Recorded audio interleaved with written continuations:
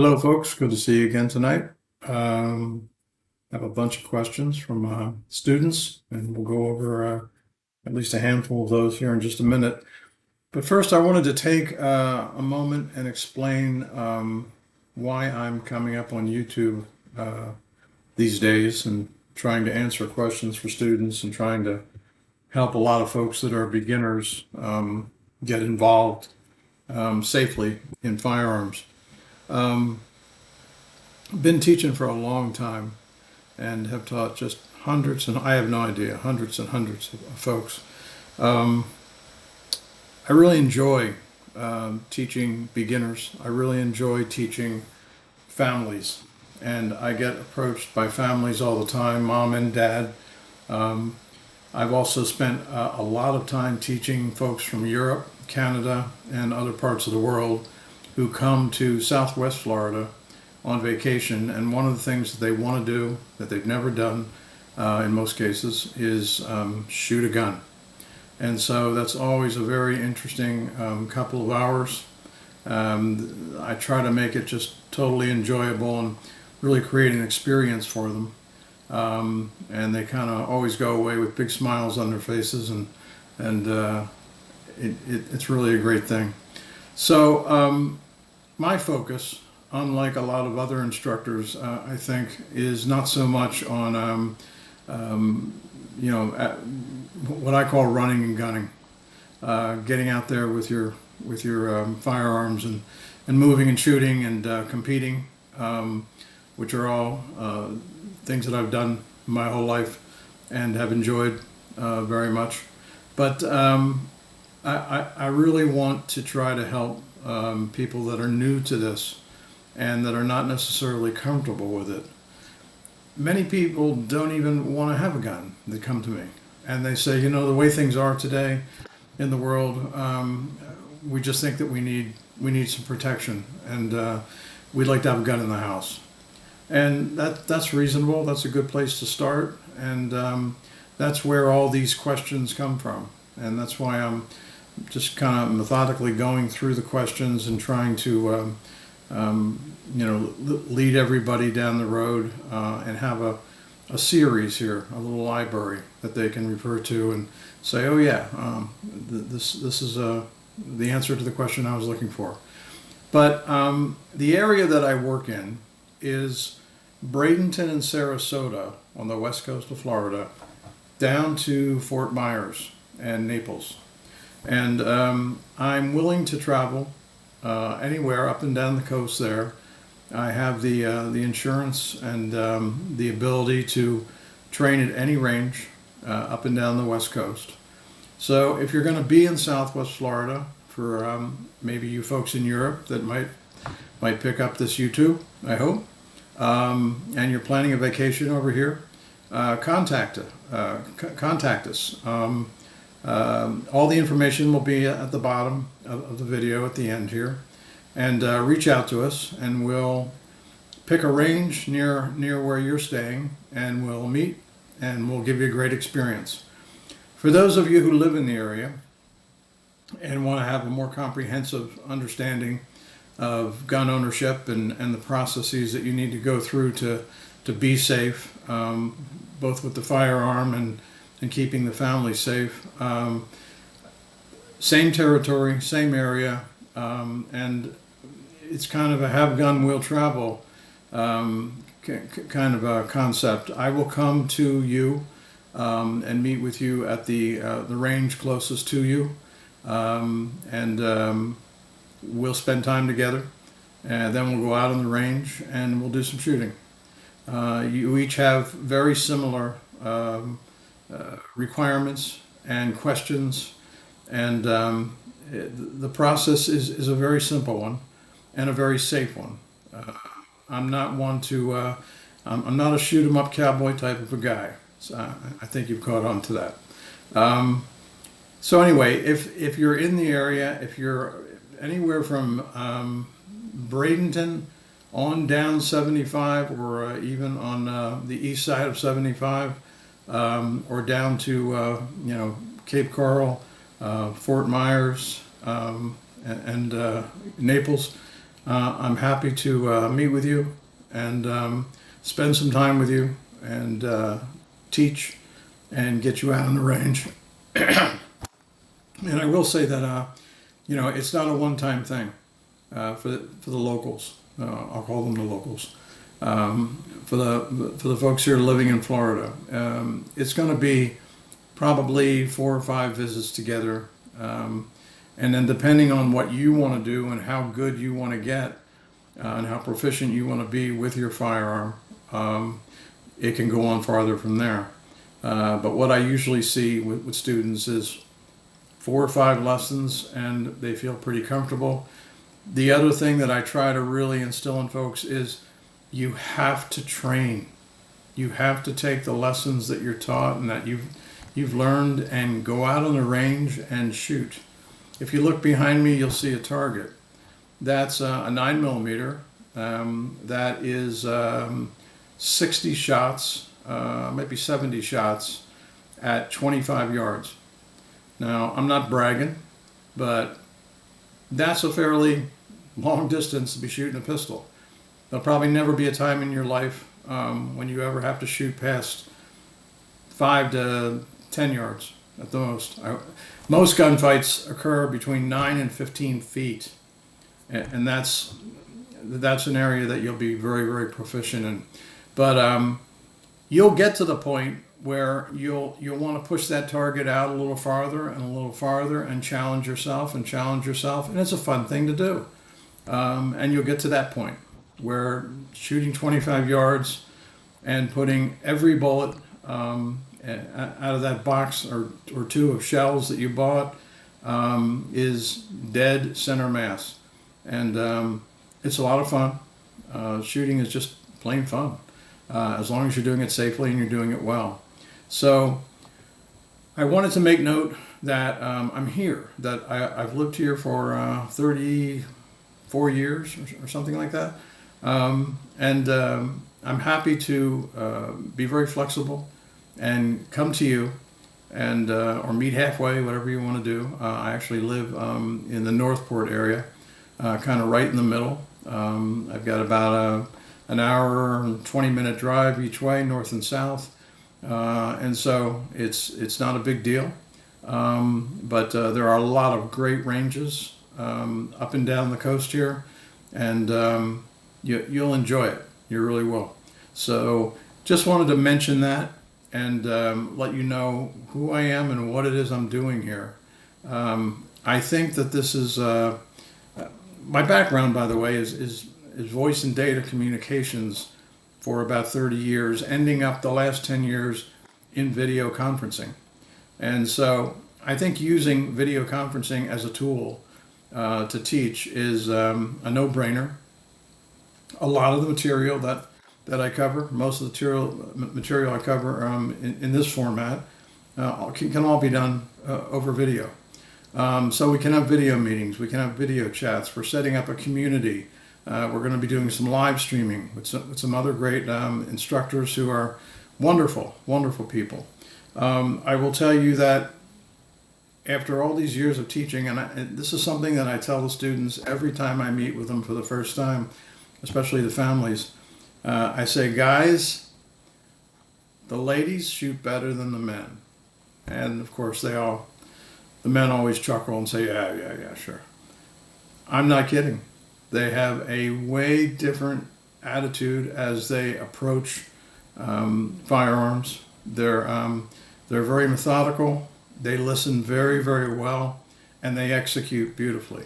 And guys kind of bring the swagger, and the younger folks bring the gaming part to the configuration. I will tell you, I am not a fan at all of violent gaming. I think violent gaming is a whole subject for another day, but I'll just leave it there. I'm not a fan. But I do see some very interesting capabilities from young folks who have spent a pretty good amount of time gaming. They are good. They really do know how to pick up a target very quickly and consistently hit the target. So from that perspective, I guess there is some real value to it. It's the violent part that I'm not a fan of. So again, I'm going to be here, I hope, for a long time in the future. And check the information below on the video, and you'll find our contact information.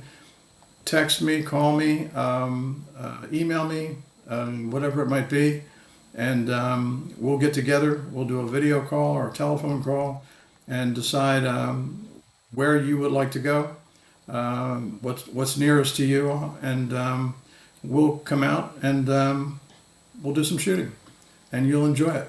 And I think that first lesson, by the end of the first lesson, I will tell you this,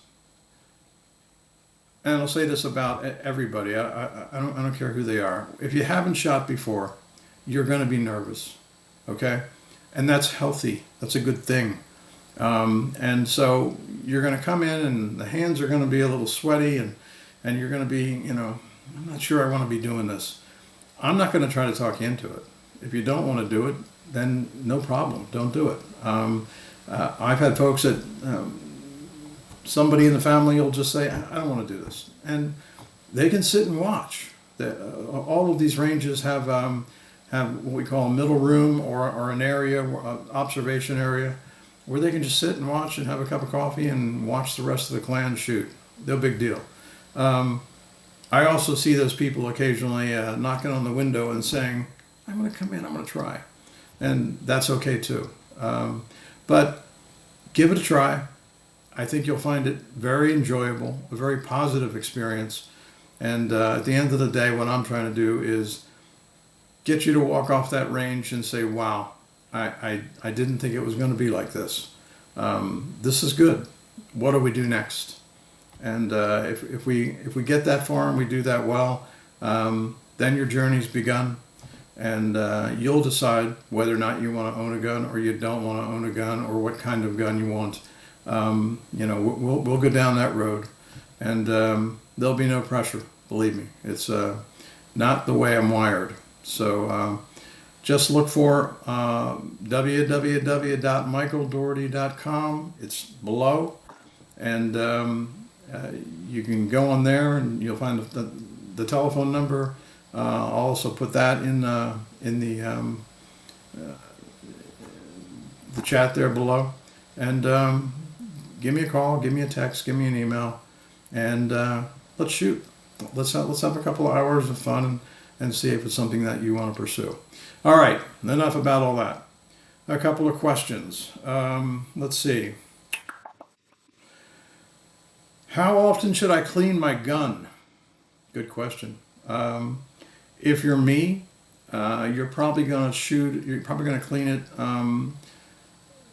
right after you shoot, or you're going to clean it within the first 200 shots after you shoot. I'm kind of a stickler about a clean gun, well oiled, and a clean gun won't fail on you unless there's, of course, a broken part or something. But the odds are very good that a good clean gun will serve you well.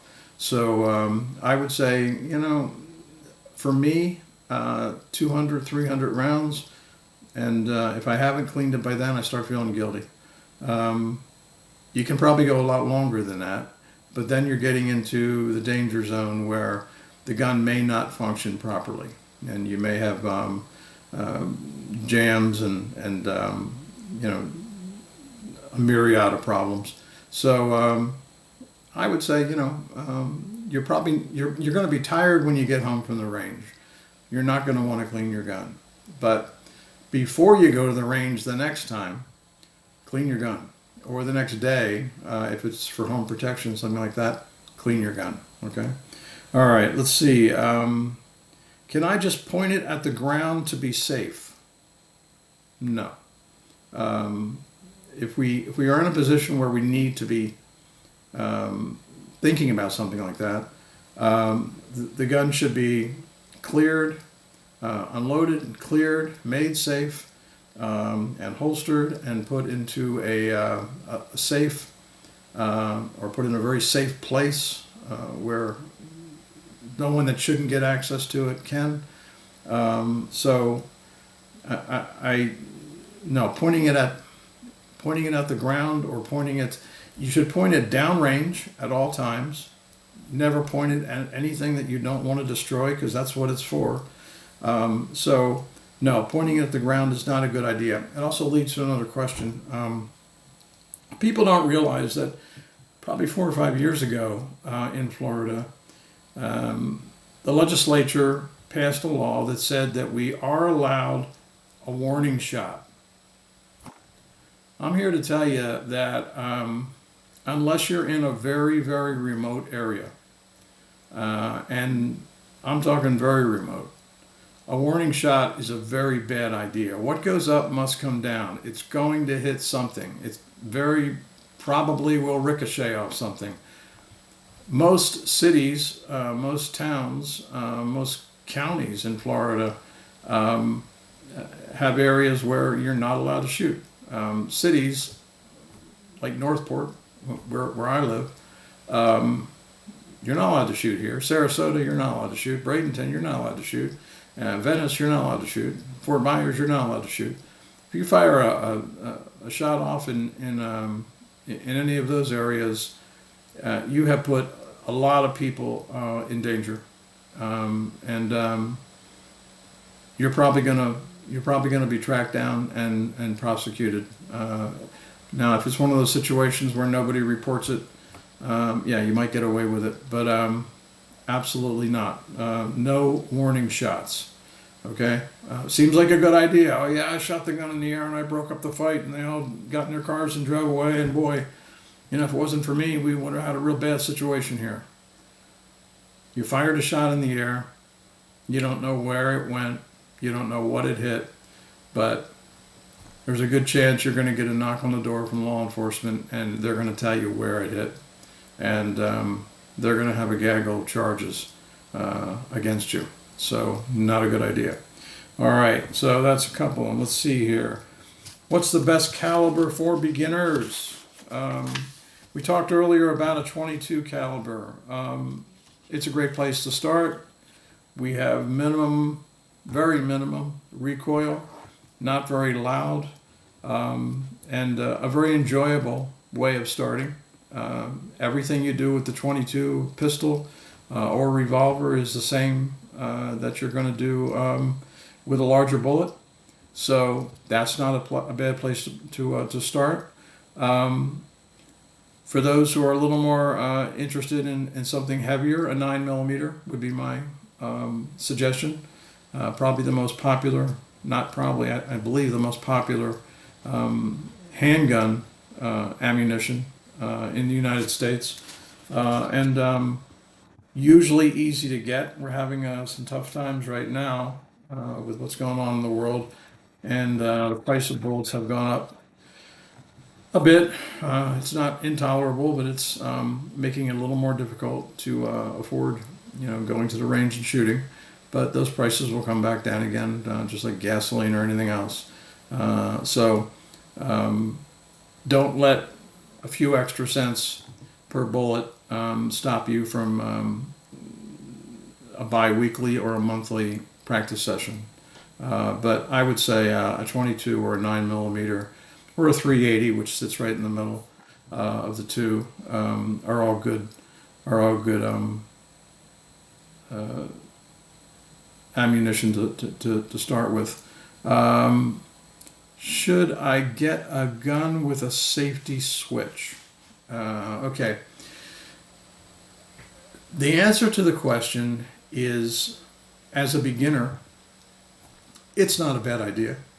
If you're going to be using the gun for home protection, you don't have a lot of experience with the firearm, and people again feel nervous about the instrument. It's just a tool, but until they get really comfortable with it and they've used it a lot and they really understand it, and they can reach out in the dark if they have to and get a purchase on the firearm, a safety might be a good idea for you. For the more experienced,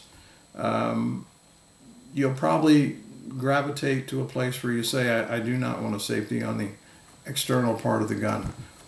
there's my safety.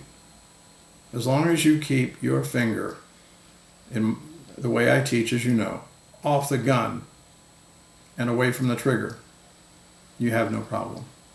It's when the two get together that you have a problem. So as long as you start from the very beginning, as I did when I was extremely young, my dad had me out shooting, and the first thing he taught me was keep your finger off the gun, not on the side of the gun like it is in the movies and the TVs, you know, and on YouTube. Instructors teach it this way. My dad taught it this way. And he said, Mike, as long as those two don't get together, the odds of hurting yourself or somebody else are greatly diminished. So, and that also works when holstering and unholstering, keeping that finger away from the firearm. So getting back to the question of safety, I think if you're a little nervous about it, you're not comfortable with it, get a gun with a safety on it. At the end of the day, you're not going to be doing, in most cases, you're not going to be doing a speed draw against a group of bad guys. This isn't, high noon. It's not that kind of a thing.